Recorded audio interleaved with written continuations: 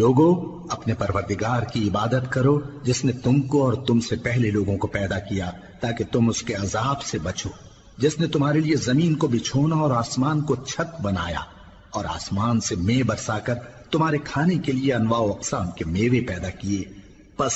کسی کو اللہ کا ہمسر نہ بناؤ اور تم جانتے تو ہو۔ اور اگر تم کو اس کتاب میں جو ہم نے اپنے بندے پر نازل فرمائی ہے کچھ شک ہو تو اسی طرح کی ایک صورت تم بھی بنا لاؤ، اور اللہ کے سوا جو تمہارے مددگار ہوں ان کو بھی بلا لو اگر تم سچے ہو۔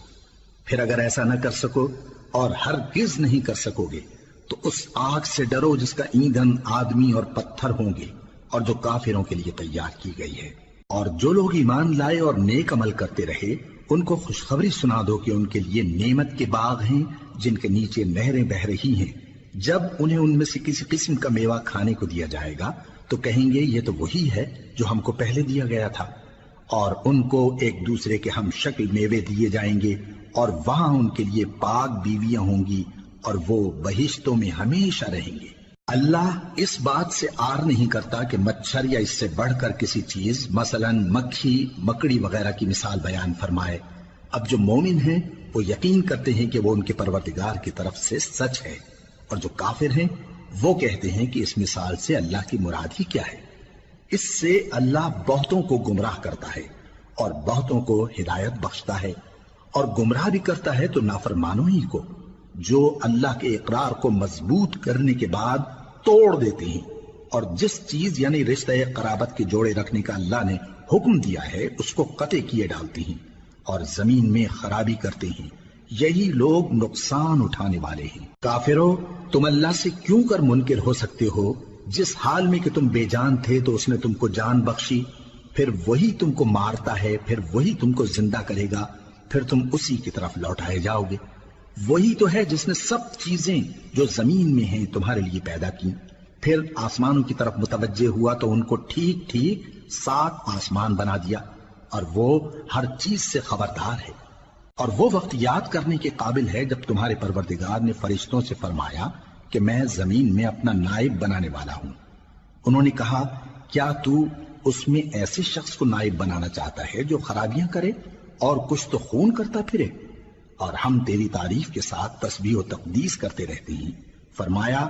میں وہ باتیں جانتا ہوں جو تم نہیں جانتے۔ اور اس نے آدم کو سب چیزوں کے نام سکھائے، پھر ان کو فرشتوں کے سامنے کیا اور فرمایا کہ اگر سچے ہو تو مجھے ان کے نام بتاؤ۔ انہوں نے کہا تو پاک ہے، جتنا علم تو نے ہمیں بخشا ہے اس کے سوا ہمیں کچھ معلوم نہیں، بے شک تو دانا ہے، حکمت والا ہے۔ تب اللہ نے آدم کو حکم دیا کہ آدم تم ان کو ان چیزوں کے نام بتاؤ۔ سو جب انہوں نے ان کو ان کے نام بتائے تو فرشتوں سے فرمایا کیا میں نے تم سے نہیں کہا تھا کہ میں آسمانوں اور زمین کی سب پوشیدہ باتیں جانتا ہوں، اور جو تم ظاہر کرتے ہو اور جو پوشیدہ کرتے ہو سب مجھ کو معلوم ہے۔ اور جب ہم نے فرشتوں کو حکم دیا کہ آدم کے آگے سجدہ کرو تو وہ سب سجدے میں گر پڑے مگر شیطان نے انکار کیا اور غرور میں آ کر کافر بن گیا۔ اور ہم نے کہا کہ اے آدم تم اور تمہاری بیوی بہشت میں رہو اور جہاں سے چاہو بے روک ٹوک کھاؤ پیو، لیکن اس درخت کے پاس نہ جانا نہیں تو ظالموں میں ہو جاؤ گے۔ پھر شیطان نے دونوں کو اس درخت کے بارے میں پھسلا دیا اور جس عیش و نشاط میں تھے اس سے ان کو نکلوا دیا۔ تب ہم نے حکم دیا کہ بہشت بری سے چلے جاؤ، تم ایک دوسرے کے دشمن ہو، اور تمہارے لیے زمین میں ایک وقت تک ٹھکانہ اور معاش مقرر کر دیا گیا ہے۔ پھر آدم نے اپنے پروردگار سے کچھ کلمات سیکھے اور معافی مانگی تو اس نے ان کا قصور معاف کر دیا۔